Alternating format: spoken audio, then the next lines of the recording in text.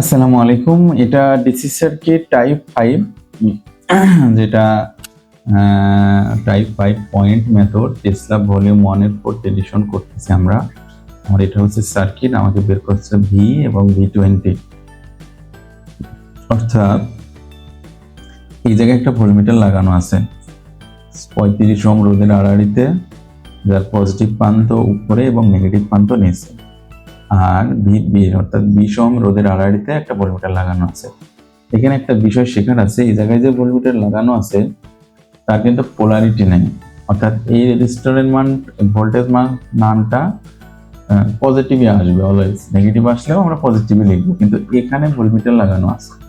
তো এখানে যখন ভোল্টমিটারের দিক দেওয়া আছে উপরে পজিটিভ নেগেটিভ এবং নিচে নেগেটিভ, এরকম কখনো দিক দেওয়া থাকে তাহলে সেই মানটা পজিটিভও হতে পারে নেগেটিভও হতে পারে।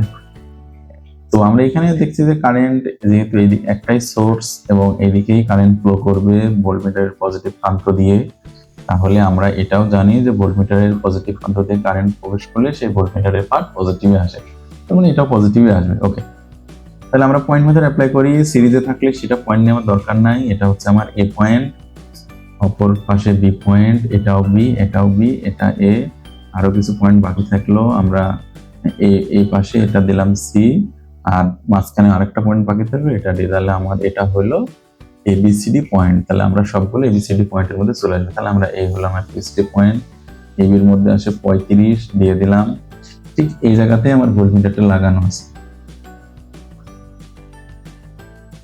আর হচ্ছে এই পাশে 16, আমার এটা হচ্ছে এ পয়েন্ট, এটাও এ, এটা বি,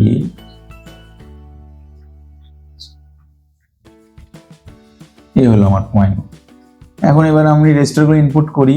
আমার এই 15 হচ্ছে এডির মধ্যে দিয়ে দিলাম 15, এসির মধ্যে 30, এসির মধ্যে 30 দিয়ে দিলাম, তারপরে এই 12 হচ্ছে বিডির মধ্যে, বি থেকে ডি এর মধ্যে 12, এই 20 হচ্ছে সি বিসির মধ্যে, বিসির মধ্যে 20, আর এই সিডির মধ্যে 10। তাহলে আমার সব রেজিস্টারগুলো ইনপুট হয়ে গেল। এরপরেও আমি দেখলাম আমার ডেল্টা হয়ে গেছে। ডেল্টা কানেকশন হয়ে গেলে আমাকে স্টার্ট করতে হবে। তো কিভাবে স্টার্ট করব আমরা এই জায়গায় দেখাইছি।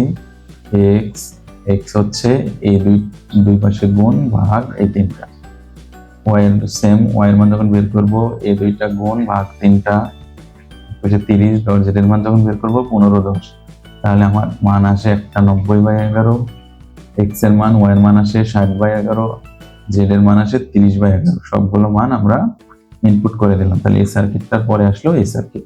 এখন আমাকে কি বলছে, দুইটা ভি, অর্থাৎ এই জায়গায় একটা ভোল্টমিটার লাগানো আছে, তার মানে এই ভোল্টমিটারের পার্ট বের করার জন্য এর কারেন্ট জানতে হবে, এর কারেন্ট জানতে হবে।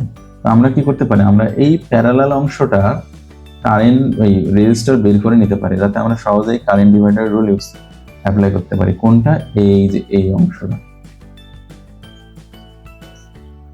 এই তাহলে এইটা আর পি মানে প্যারালাল অংশ। প্যারালাল অংশ কত, 60/11 যোগ 20, এক পাশে আছে 60/11 20, আর এক পাশে আছে 30/11 12, 30/11 12, আর এই সবার সাথে সিরিজ আছে 90/11। তাহলে এর টোটাল ক্যালকুলেশন করলে হয় 17.5113।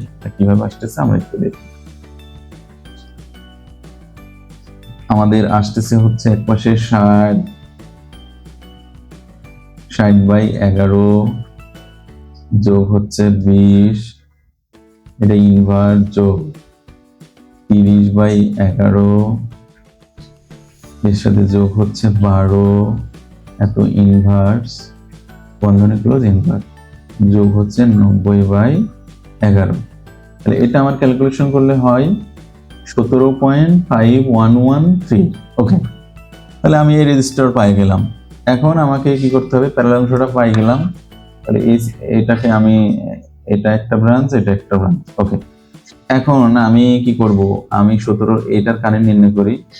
এটার কারেন্ট নির্ণয় করতে কত হবে, তাহলে আমার মোট কারেন্ট রেজিস্টার কত হবে। তাহলে এখন আমার সার্কিটটা যদি আমি 17.11 ধরি, তাহলে আমি সার্কিটটাকে এরকম লিখতে পারি।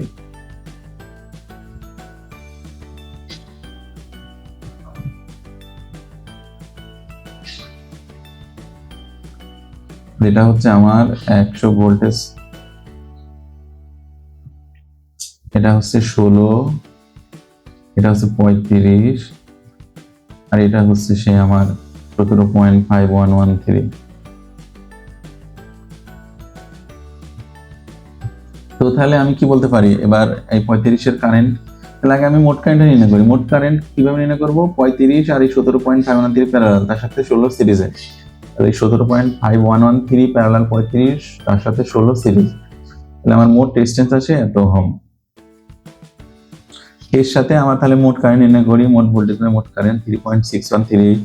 এবার আমরা 35-এর কারেন্ট নির্ণয় করি, তাহলে আমার মোট কারেন্ট এত, বিপরীত শাখার রোধ 17.5113 বাই বিপরীত শাখার রোধ যোগ নিজস্ব শাখার রোধ, এটা ক্যালকুলেশন করলে হয় 1.205।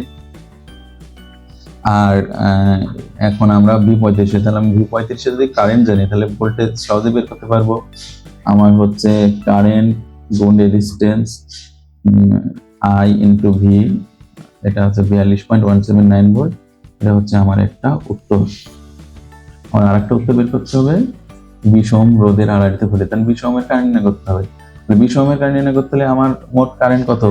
3.6138 মোট কারেন্ট, আর বিপরীত শাখার রোধ 35 বাই বিপরীত শাখার রোধ ও নিজস্ব শাখার রোধ। তাহলে আমি এই কারেন্টটা পাইলাম। এই কারেন্টটা কোন কারেন্টটা? এই কারেন্টটা।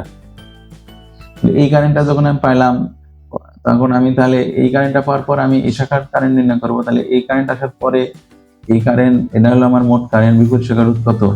এটা কত? 30/11 যোগ 12, আর বিপরীত শাখার রোধ 30/11 যোগ 12 যোগ নিজস্ব শাখার রোধ 60/11 যোগ 20। আর এইটা ক্যালকুলেশন করলে হয় 0.8828। তাহলে আমি ভোল্টেজ কত পাবো?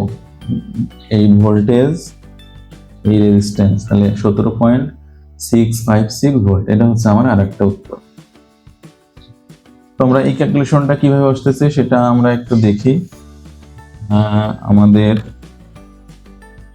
এটা 3.6138 গুণ 35 বাই 35 যোগ 17.513। এটা হলো আমার মোট। এই আইবি, এটা হচ্ছে আমার এখানকার কারেন্ট পাইলাম কেবল। এবার আমরা গুণ বিপরীত শাখার রোধ দেবো। বিপরীত শাখার রোধ কত? 30/11 যোগ 12, নিচে বিপরীত শাখার রোধ 30/11 যোগ 12 যোগ নিজস্ব শাখার রোধ 60/11 যোগ 20। তাহলে আমি সমান চাপলে অ্যান্সার আসে 0.8828। এর সাথে যদি আমি 20 দিয়ে গুণ দেই তাহলে আমার ভোল্টেজ আছে 17.656। এটা হচ্ছে আমার 20 ওহম রোধের আড়াআড়িতে ভোল্টেজ। এটা হচ্ছে আমার আরেকটা উত্তর। হ্যাঁ, তো ঠিক আছে, থ্যাংক ইউ সবাইকে। আসসালামু আলাইকুম।